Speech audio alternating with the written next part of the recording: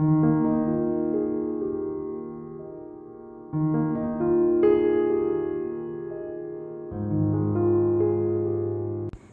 বন্ধুরা, আমি Shashwati Chowdhury tips blog and Tojo চ্যানেলের পক্ষ থেকে আরেকটি নতুন ভিডিও নিয়ে চলে এসেছি।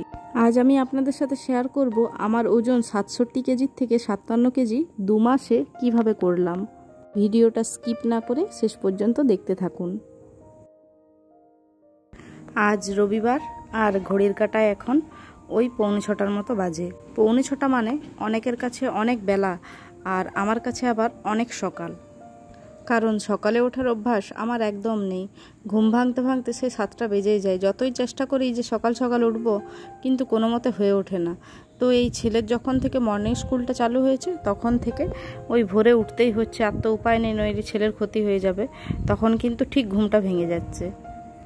যদিও নিজে নিজে ঘুম ভাঙে না, কম করে 15 বার অ্যালার্মকে কেটে বন্ধ করি, তারপরে যে চোখ খুলে। প্রথম যেদিন মর্নিং স্কুল চালু হলো সেদিন ঘুম থেকে উঠতে খুব অসুবিধা হয়ে গেছিলো। স্কুলে পৌঁছাতে পৌঁছাতে সেই 6:30 বেজে গেছিলো। তো সেদিন রাত্রে আমি ওই ইউটিউব থেকে সার্চিং করে একটা অ্যাপ্লিকেশান ডাউনলোড করলাম, অ্যালার্মে অ্যাপ বলে। তো অ্যাপ্লিকেশানটা এত ভালো, মানে ওটাতে ওই ছবি সেট করে রাখতে হয়, নয়তো বা কোনো ওরা গেম দেয়, সেই গেমটা পূরণ করতে হয়, অথবা কোনো অঙ্ক করতে দেয়, সেটাকে কমপ্লিট করতে হয়। যতক্ষণ না আপনি ঠিকঠাক অ্যান্সার দিচ্ছেন ততক্ষণ কিন্তু অ্যালার্ম বেজেই যাবে। আর আমি সেট করেছিলাম আমাদের ফ্রিজের ছবিটা। আমাদের ফ্রিজটা আছে রান্নাঘরে ছাদের উপরে। তাহলে সেই ঘুম থেকে উঠে রুম খুলে তারপর আবার ছাদে আসো, ছাদে এসে রান্নাঘর খুলে আবার ফ্রিজের ছবি তুলে তারপর সেটাকে সেট করলে তবে অ্যালার্মটা বন্ধ হতো। তো 3-4 দিন করতে করতে কিন্তু ঘুমটা আমার ঠিক ওই টাইমে ভেঙে যেত, অ্যালার্ম বাজার আগেই। এখন কিন্তু অভ্যাসটা হয়ে গেছে। তাও এই মাঝখানে শ্বশুরবাড়ি গেলাম না, তখন আবার 3-4 দিন ওখানে ঘুমিয়ে আবার যেমন সে 7টার দিকে চোখ খুলছে, তার আগে কিছুতেই চোখ খুলছে না। বেশি কথা না বাড়িয়ে চলুন শুরু করি আজকের মেন টপিক। দেরি করে ঘুমানো বা দেরি করে ঘুম থেকে ওঠা, এটা কিন্তু ওজন বৃদ্ধির একটা মূল কারণ বলতেই পারেন। যদিও এখন ওয়েট লসের পরে আমার ওই দেরি করে ঘুম থেকে ওঠা অভ্যাসটা কিন্তু এখনও যায়নি। যেহেতু ছেলের স্কুল, তাই এখন তাড়াতাড়ি বাধ্য হয়ে উঠতেই হচ্ছে। চলুন প্রথম থেকে শুরু করি, আমি এই ওয়েট লস জার্নিতে কীভাবে এলাম। তো আমার ছেলের এক বন্ধু আছে, তার মা, তাকে হঠাৎ করে দুর্গাপূজার পরে দেখি, মানে এই বছর এই 2023-এর যে দুর্গাপূজাটা গেল, সেই দুর্গাপূজার সময় দেখি হঠাৎ করে ওর অনেকটা মোটা ছিল, হঠাৎ করে দেখছি একদম পাতলা ছিপছিপে একটা চেহারা হয়ে গেছে। ওকে দেখে তো আমি অবাক, তাও আবার খুব তাড়াতাড়ির মধ্যে। তো ওকে আমি জিজ্ঞাসা করলাম, তুমি কিভাবে কি করলে? ও তখন এক ম্যামের নাম্বার আর ম্যামের নাম, তারপর সেই ম্যামের সাথে কন্ট্যাক্ট করে আমি ম্যামের ডায়েট চার্ট নিই। কিন্তু শুধু ডায়েট চার্ট নিলেই যে ওয়েট লস হয়ে যাবে তেমন কোনো কিন্তু মানে নেই। পরিশ্রমটা করতে হবে আপনাকে। আপনি যত পরিশ্রম করতে পারবেন তত কিন্তু আপনি রেজাল্টটা খুব ভালোভাবে পাবেন। ওকে দেখে আমি ইন্সপায়ার হই যে ও এত মোটা ছিল, এত তাড়াতাড়ির মধ্যে কিভাবে এতটা পাতলা হয়ে গেল। তো সেই ওকে দেখার পরেই আমি সিদ্ধান্ত নিই যে আমাকে ওয়েট কমাতে হবে। এখানে দেখুন, কালকে রাত্রে আমি যে জিরে জলটা ভিজিয়ে রেখেছিলাম, সেই জিরে জলটা কিন্তু সকালবেলায় ঘুম থেকে উঠে খালি পেটে উষ্ণ গরম করে এটা গরম গরম খেয়ে নিই। যখন আমি খুব সিরিয়াসভাবে ডায়েট চার্ট ফলো করতাম তখন কিন্তু এটা আমি কন্টিনিউ করতাম। এখন ওয়েটটা অনেকটাই কমে গেছে, তার জন্য এখন অতটা সিরিয়াসভাবে আর ডায়েট চার্টটা ফলো করা হয় না, আর জিরে জলটাও রেগুলার খাওয়া হয় না। তো এটা রেগুলার খেলে আমার মনে হয় না যে ওয়েটটা আর বাড়বেই। আরেকটা কি বলুন তো, কোনো কিছু পেতে হলে আপনাকে কিছু একটা ত্যাগ করতে হবে, আপনাকে পরিশ্রম করতে হবে। পরিশ্রম তো আছেই, তার উপরে আপনাকে কিছু ইনভেস্ট করতে হবে।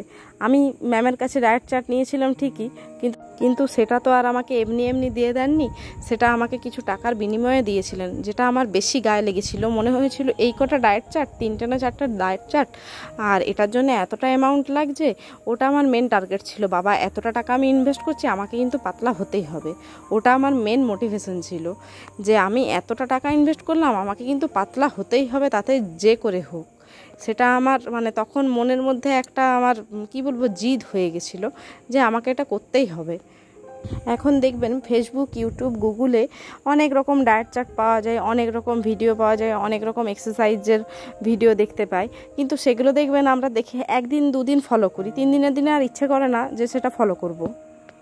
কিন্তু সেই আপনি যখন একজন কোনো ট্রেনারের কাছ থেকে বা কোনো ডায়েটিশিয়ানের কাছে কিছুটা টাকা ইনভেস্ট করবেন, তখন কিন্তু আপনার মনে একটা জিদ ধরবে যে আমি এতটা টাকা ইনভেস্ট করলাম, আমাকে কিন্তু এবারে ওয়েট লস করতেই হবে, নইলে শুধু শুধু টাকাটা আমার বেকার চলে যাবে।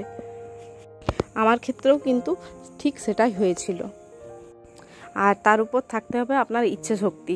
আপনাকে মনে মনে স্থির রাখতেই হবে যে যাই হয়ে যাক আমাকে ওয়েট লস করতেই হবে, তবেই কিন্তু আপনি ওয়েট লস করতে পারবেন।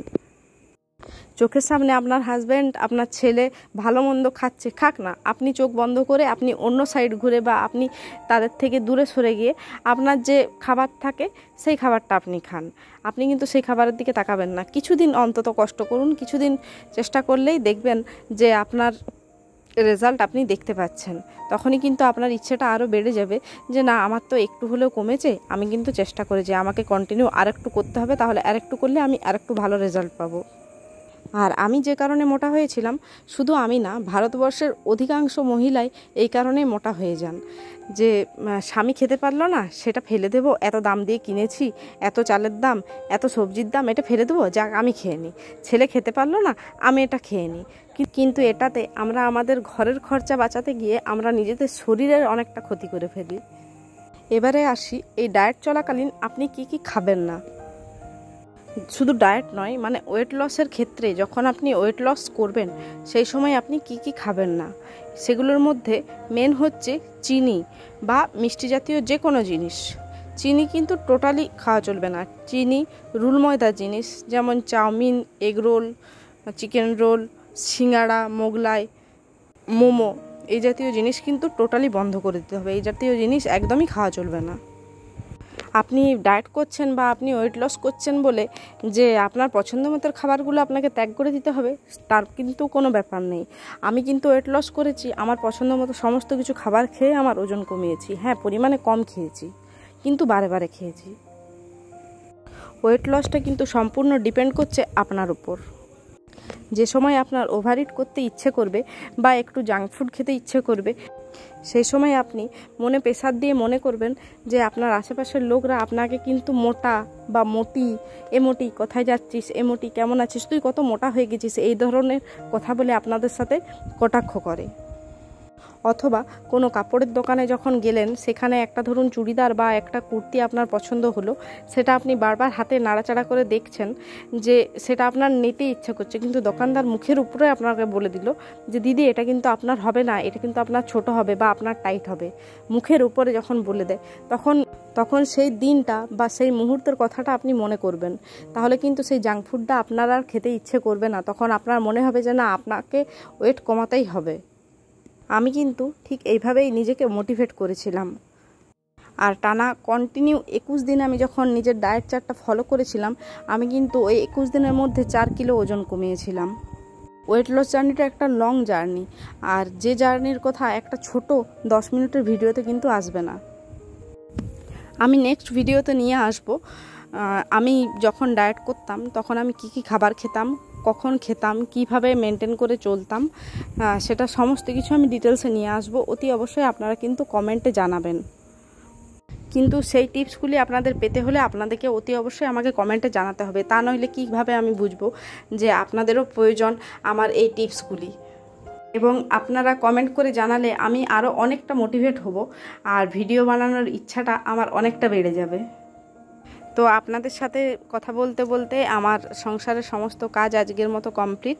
এখন ছেলেকে নিয়ে পড়তে বসিয়েছি একটু। আজকে আবার বাইরে প্রচণ্ড গরম, এবং কালকে আবার শুনছি ওই যে রুমালি না কি একটা ঝড় আসছে, সেই ঝড় আসছে।